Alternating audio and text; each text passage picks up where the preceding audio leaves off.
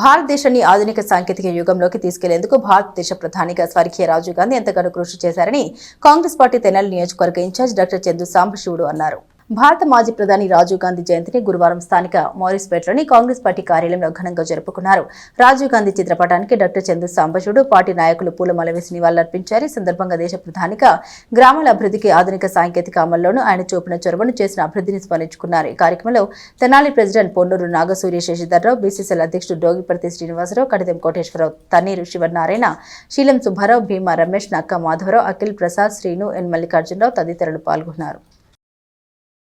మన భారతదేశ మాజీ ప్రధానమంత్రి అలాగే ఆల్ ఇండియా కాంగ్రెస్ కమిటీ మాజీ అధ్యక్షుడు ఆయన శ్రీ రాజీవ్ గాంధీ గారి యొక్క 82వ జన్మదినోత్సవాన్ని పురస్కరించుకుని మా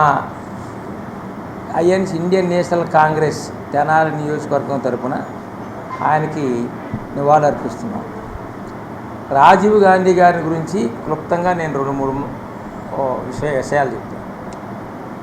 ఇంతవరకు స్వతంత్ర భారతదేశంలో చిన్న వయసులో అత్యంత చిన్న వయసులో ప్రధానమంత్రి అయినటువంటి వ్యక్తి రాజీవ్ గాంధీ గారు. 40 సంవత్సరాల కల్లా భారతదేశ ప్రధానమంత్రి అయ్యారు. అలాగే ఒక సుదీర్ఘకాలం పనిచేసినటువంటి ఒక ప్రధానమంత్రికి మనవడైతే ఒక ప్రధానమంత్రికి కొడుకు. ఇప్పుడు ఆయన కొడుకే ఇప్పుడు లోక్సభలో ప్రతిపక్ష నాయకుడిగా ఉన్నారు కాంగ్రెస్ పార్టీ గారు. రాజీవ్ గాంధీ గారు మన దేశానికి చేసిన సేవల్లో ముఖ్యమైన ఆయన టెక్నాలజీ రంగం. ఆయన్ని కంప్యూటర్ బాయ్ అన్నారు. ఆయన మొట్టమొదటి ఆ రోజుల్లో 84లో ఆయన ప్రధానమంత్రి అయితే 85, 86లో కంప్యూటర్లని తీసుకొచ్చి ఎక్కువ అప్పుడు ఇన్ఫర్మేషన్ టెక్నాలజీ అంటున్నారు, ఐటీ కంప్యూటర్ ఎడ్యుకేషన్ అనండి, ఐటీ అనండి, వీటన్నిటినీ ఎక్కువ తీసుకొస్తే అప్పుడు కొంతమంది ఈయన కంప్యూటర్ బైక్ అంత కంప్యూటర్లు ఏముందని చెప్పి అన్నారు. ఇప్పుడు ఆ టెక్నాలజీయే ఇంప్రూవ్ చేసి ఉపయోగపడి మన భారతదేశం నుంచి ఎక్కువ మంది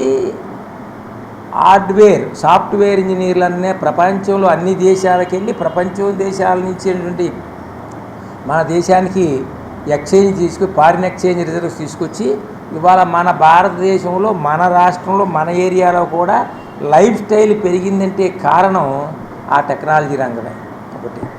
రెండవది, ఆయన టైంలో 544 గాను 414 పార్లమెంట్ సీట్లు గెలిచారు ఆయన టైంలో.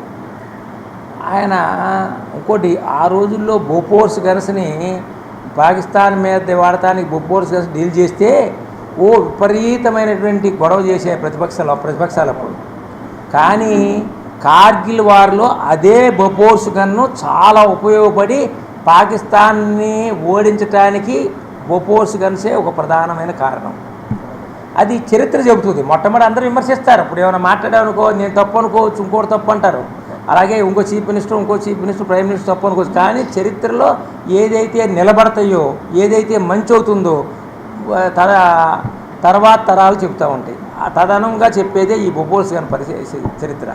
మూడోది, అన్నిటికంటే ముఖ్యమైనది, ఇప్పుడు యువత అందరూ ఇప్పుడు జన్జీ వస్తుంది సరే, ఆ యువతల ప్రాముఖ్యత తెలిసి 21 సంవత్సరాల నుంచి 18 సంవత్సరాలకి ఓటు హక్కు కావాలని చెప్పి చట్టం చేసి 18 సంవత్సరాలకి ఓటు హక్కు ఇచ్చినటువంటి ప్రధానమంత్రి అంటే శ్రీ రాజీవ్ గాంధీ గారు. అలాగే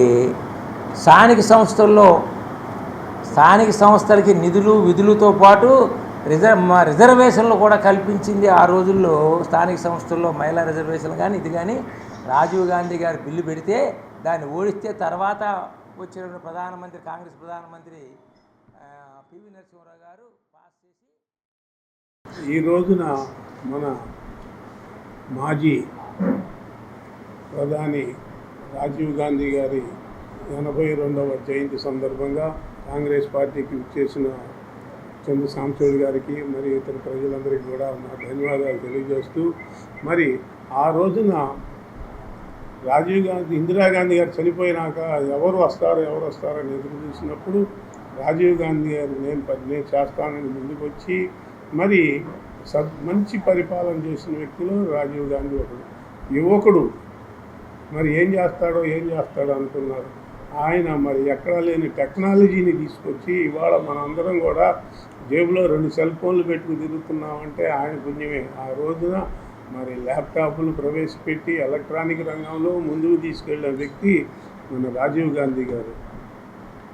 మరి అటువంటి వ్యక్తిని మరి ఈ శ్రీలంక వాళ్ళ మిలిటెంట్లు వాళ్ళు ఇది చేసి కాంచీపురంలో మీటింగ్ జరుగుతూ ఉంటే ఒక మానవ బాంబు వేసి ఆయన హతమార్చారు.